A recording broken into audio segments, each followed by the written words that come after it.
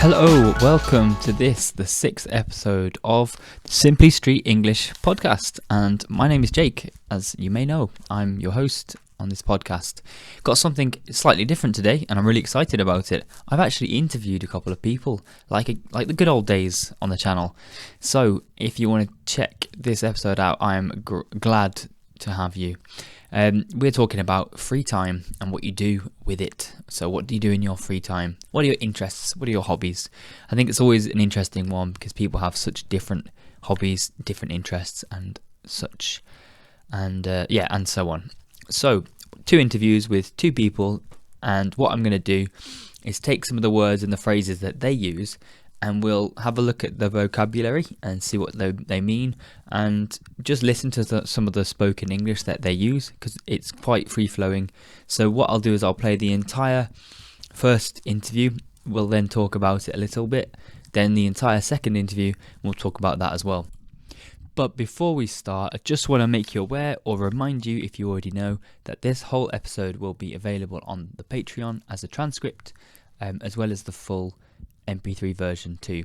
So it's on patreon.com/simplystreetenglish, and in that transcript you'll not only be able to follow along with all the words and the new vocabulary that is within the text, but there is also included at the end a vocabulary list. So there's a bunch of words or phrases that you might not know.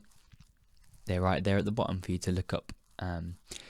So if you're interested, that's only £5 a month if you'd like to get the full transcript and vocabulary list. So without any further ado, let's get into that first interview. Hi, what's your name? Hello, my name's David. Hi David, how are you? I'm good, thank you, Jake. How are you? I'm good, thanks. Thank you for agreeing to appear on the podcast. You speak very good English. Oh, thank you. That's too kind of you. No worries. Right, today we're talking about free time and hobbies. So what do you do in your free time, David? Bits and bobs, quite a lot of stuff to do with church. I swim, and sometimes I watch rugby, like today. Amazing. Did you enjoy the game today? Oh, I loved it. I was buzzing. Good. I like some of the phrases you're using here. Bits and bobs, buzzing. It's all good vocabulary. I felt very edified by what I watched. That's a great word. Can you explain it for us, please? Like a feeling of fulfillment and delight.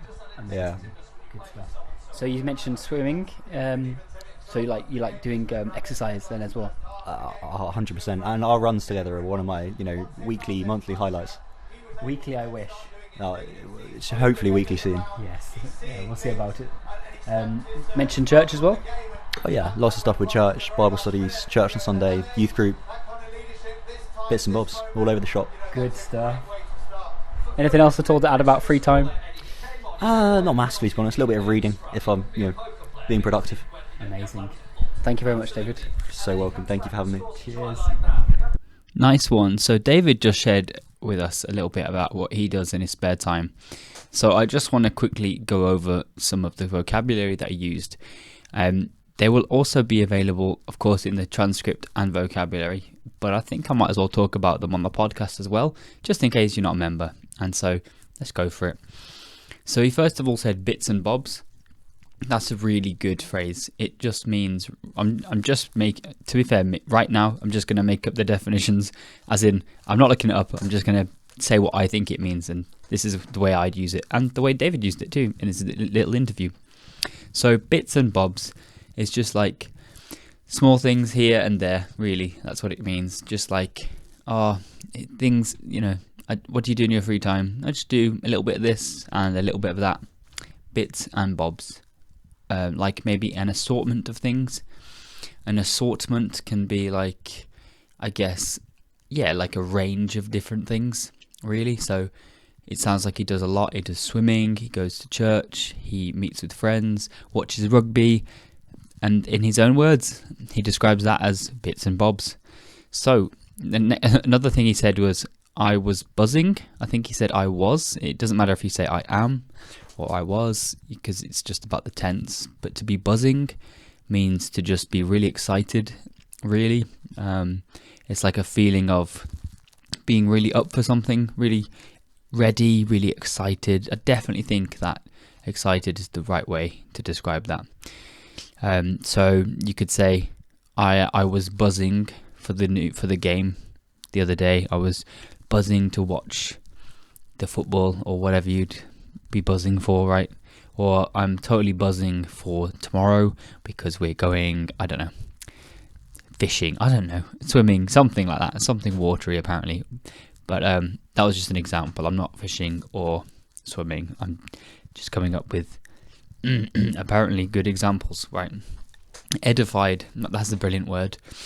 I should probably look this one up actually, because the way I would describe it is sort of like it makes things better, if that makes sense. So yeah, just quickly look that one up, and it means to instruct or improve someone morally or intellectually. So you could edify yourself. I don't know an example really. Perhaps if I look at an example, flippin' heck, why is it so hard to find examples for these questions, for these things, eh? I don't know. Let's find another example of how to use the word edified. Right, so for example, we had our meals together, during which we listened to reading from an edifying children's book. Or these books will both entertain and edify readers. So it gives you instruction or information in a way that improves the mind or your character. So, if you're reading a good book, it should be very edifying for you. Right, next thing. What else did David say? Some really good things. He also mentioned the word highlights. So, he likes running. So running is one of his highlights of the week. And a highlight is something that, how would I define highlight without looking it up? So it's like something you really look forward to, and it kind of just makes your week. It makes your day, or it makes the time that you spend doing that thing and makes you really happy. It's your highlight. It's your favorite thing to do, especially during a period of time. So for example, I went to school and I looked forward to playing football at the end of the day because that was my highlight of the day. That's an example. Something you really enjoyed doing, especially in comparison to everything else you've done that day or week, for example. Another phrase he used, which is really fun, I really like it, is all over the shop. You could say all over the place as well, but in this instance, he obviously said all over the shop. And to the way that I understand it is that you're just saying do lots of different things all over the shop. I do all sorts of things. So he used it to describe, he does swimming, he does running, he goes to church, goes to youth groups, he's all over the shop. So does lots of different things. And it's quite a colloquial phrase because some people might not say it. But I think it's a really interesting one to use. And it's very, like I said, colloquial, chatty, informal. So let's have a little listen to the next interview and see if we've got any more fun vocabulary to go through. Okay, Joel, what do you do in your free time? Post-match interviews? I keep reptiles and I enjoy my sports. We watch rugby tonight. Nice. Yeah. You keep what? Sorry, what was that word? Reptile? I keep reptiles. What's a reptile? A reptile is a cold-blooded animal where they need a heater to survive. So I've got snakes and lizards, and I've done a venomous license, so I've got a scorpion at the moment. That is so interesting. I think you must be the only person I know with a license to keep scorpions. There you go. Yeah, it's about 6 months to it, and then you have to pay a certain amount as well. But once you've got it, it means you've got access to all sorts. So it's quite fun. That's cool. So they take up a lot of your free time, do they? Most of it, yeah. So that, and I do a bit of streaming, gaming, and that kind of stuff as well. So that's a nice little variety of bits. Cool. You mentioned rugby. I think we can probably hear the rugby playing in the background. What happened this evening? Oh, well, we won. That's the key bit. Who was playing? It was England, France, and we were up by. Well, we were down and then we were up. So amazing. Was it quite a close game? Very close. 1 point in it, so 26-25. Amazing. That's what we like to hear, isn't it? Absolutely. So have you got anything else to add about free time? I think that's about it. It'd be nice for England to have more points on the next game of a lead, but other than that, we're doing well. Amazing. Well, thank you for your time. I appreciate it. Thank you very much. Cheers. So we just heard from another person there. That was Joel, and he said he likes in his free time to look after his reptiles. So he has cold-blooded animals that he keeps in his house in tanks. I guess they're called tanks, or vivariums. Perhaps they might be called vivarium. It's probably how it's spelled, vivarium, but we would say a vivarium. So like a place where there's heat so they can live, and probably a bit of water. I don't know if they like it warm as well. So humid as well as warm, because I don't know if they're quite exotic animals. So a reptile, I reckon, as he said, he said he keeps snakes, he keeps lizards, and he also has a scorpion license. Did you hear that as well? So he has a piece of paper, like a certificate, a license, which gives him the ability to keep a scorpion as well in his house.